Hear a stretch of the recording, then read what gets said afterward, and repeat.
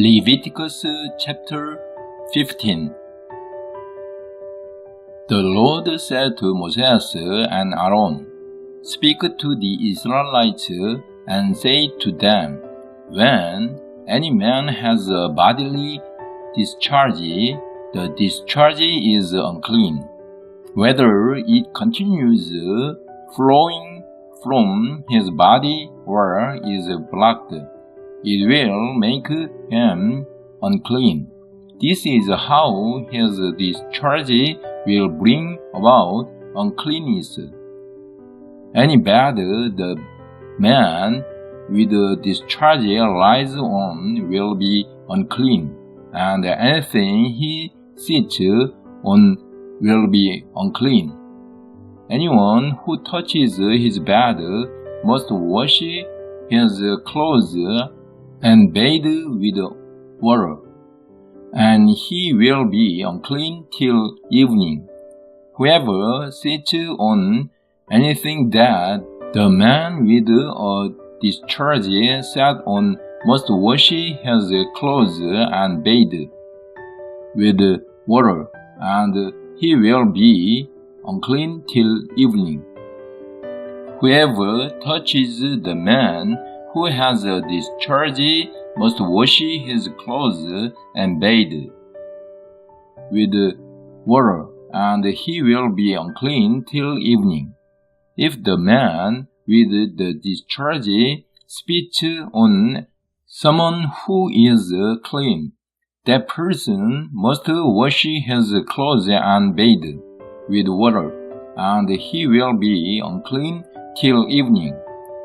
Everything the man sits on when riding will be unclean, and whoever touches any of the things that were under him will be unclean till evening. Whoever picks up those things must wash his clothes and bathe with water, and he will be unclean till evening. Anyone the man with a discharge touches without rinsing his hands with water must wash his clothes and bathe with water, and he will be unclean till evening. A clay pot that the man touches must be broken, and any wooden article is to be rinsed with water. When a man is cleansed from his discharge, he is to count off 7 days for his ceremonial cleansing. He must wash his clothes and bathe himself with fresh water, and he will be clean. On the 8th day, he must take 2 doves or 2 young pigeons and come before the Lord to the entrance to the tent of meeting, and give them to the priest. The priest is to sacrifice them, the one for a sin offering and the other for a burnt offering. In this way, he will make atonement before the Lord for the man because of his discharge.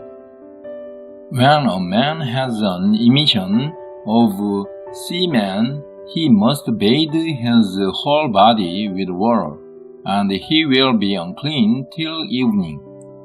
Any clothing or leather that has semen on it must be washed with water, and it will be unclean till evening. When a man lies with a woman and there is an emission of semen, both must bathe with water, and they will be unclean till evening. When a woman has her regular flow of blood, the impurity of her monthly period will last 7 days, and anyone who touches her will be unclean till evening. Anything she lies on during her period will be unclean, and anything she sits on will be unclean. Whoever touches her bed must wash his clothes and bathe with water, and he will be unclean till evening.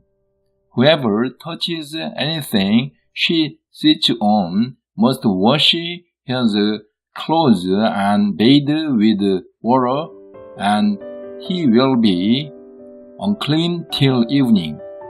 Whether it is the bed or anything she was sitting on, when anyone touches it, he will be unclean till evening. If a man lies with her and her monthly flow touches him, he will be unclean for 7 days. Any bed he lies on will be unclean. When a woman has a discharge of blood for many days at a time other than her monthly period, or has a discharge that continues beyond her period, she will be unclean as long as she has the discharge, just as in the days of her period. Any bed she lies on while her discharge continues will be unclean, as is her bed during her monthly period, and anything she sits on will be unclean, as during her period. Whoever touches them will be unclean. He must wash his clothes and bathe with water, and he will be unclean till evening. When she is cleansed from her discharge, she must count off 7 days, and after that she will be ceremonially clean. On the 8th day, she must take 2 doves or 2 young pigeons and bring them to the priest at the entrance to the tent of meeting. The priest is to sacrifice one for a sin offering and the other for a burnt offering. In this way, he will make atonement for her before the Lord for the uncleanness of her discharge. You must keep the Israelites separated from things that make them unclean, so they will not die in their uncleanness for defiling my dwelling place, which is among them.